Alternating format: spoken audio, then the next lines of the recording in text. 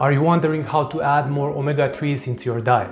Maybe you have the carnivore diet or the keto diet, or you just have the normal typical diet. Whatever diet you might have, I'm going to share with you 3 practical ideas so you can add more omega-3s into your diet. Now, before we get into it, it's important to understand that there are many experts out there that have conflicting information. Some say it's good, some say it's bad. How do you know? Right? That's the million-dollar question. So tell me your answer in the comments below. Also, it's important to understand that omega-3s come into 3 sources. We have EPA, DHA, and ALA. Now, EPA and DHA comes from animal sources. ALA comes from plant sources. Now, the problem with ALA is if you're vegan and if you eat only plant-based foods, then ALA is not converted easily into EPA and DHA into your body. The conversion process is very inefficient, so only 1% of the ALA is converted into EPA and DHA. What does that mean? It means you have to eat animal foods. That's right. If you're vegan, I'm sorry, you either have to supplement with maybe krill oil, or you just have to eat maybe fish or other animal foods. That's the only way. Now, there are many foods that are rich in omega-3 fatty acids, but they have actually other problems associated with them. For example, they contain toxins, or maybe they have a lot of omega-6 fatty acids, which you want to reduce, right? So the 3 foods I'm going to share with you today, the 3 sources, are going to be the cleaner choices that you have access to. All right, source number 1, eat wild fish. So don't eat farmed fish. Farmed fish is problematic because when in the farms, they feed the fish with unnatural ingredients like maybe grains, and all the toxins from those unnatural foods for the fish, they accumulate in the fish. So you don't want to do that. So if you don't live next to an ocean or a sea and you cannot get fresh wild fish, then go for canned fish. Now, if you go for canned fish, there are other dangers associated with that.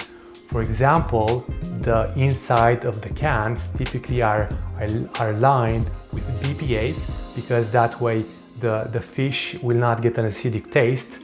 Plus, the cans are usually made from aluminum, so high aluminum is also a problem in your diet. So what I recommend is just to drain the oils from the can, and that way it's going to reduce the problem. Will it fix it entirely? No, but it's going to reduce the BPAs, right? If possible, also go for fish in olive oil, not vegetable oils, okay? So here's another tip for you. If you do eat fish from cans, then I recommend to also eat chlorella powder, maybe in a little bit of water, then because when you do that, then the chlorella will bind to the toxins in the fish, especially heavy elements like mercury, because that's another danger. That's why I recommend fish low in mercury, for example, sardines, anchovies, or salmon. All right, idea number 2 is eat grass-fed butter. That's right, eat grass-fed butter, not grain-fed butter. Now, what if you don't have access to grass-fed butter? Figure it out, because I'm sure if you live in a large city, some stores will have grass-fed butters, some stores won't. So just shop around, find a shop that actually sells it. What's a brand I recommend? I recommend KRILL. That's what I eat, and I like to eat it like with every meal. Like I go through a ton of grass-fed butter. Can you eat too much butter? Probably, but you can eat much more than you think. And there are actually other benefits to grass-fed butter. Maybe I'll make a separate video just on that. But eat grass-fed butter. You can add it to soups. You can put it over your food, maybe with some olive oil and some sea salt, Himalayan sea salt. That's gonna help you as well.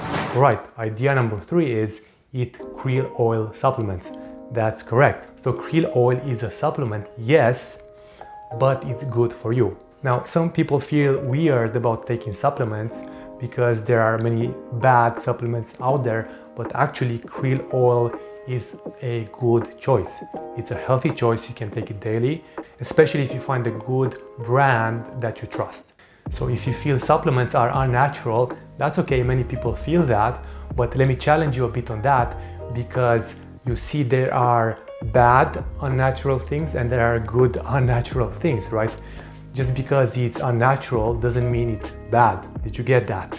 And you're exposed to bad unnatural things every day, maybe from car exhaust to food additives to environmental pollution. So you're already exposed to these negative things, right? Why not expose yourself to healthy unnatural things like krill oil? Now, is there a thing as consuming too much omega-3s in one day? If you eat it from foods, that's not a problem. Also, if you take supplements, if you take a couple extra capsules each day, that's perfectly fine. Now, because omega-3s are so important to your body, you're better off erring on taking too much than taking too little. Does that make sense? So is eating this way more expensive? Yes, but you see, you'll spend this money either way. You can either spend it on the prevention or on the cure if you get sick later. So why not spend it on the prevention, and you'll feel healthier, you'll feel more energized, and just feel happier overall in the long term. Why don't you give yourself that advantage, right? I believe you owe it to yourself to eat more omega-3s. So if this was helpful, click the like button and I'll see you in the next video.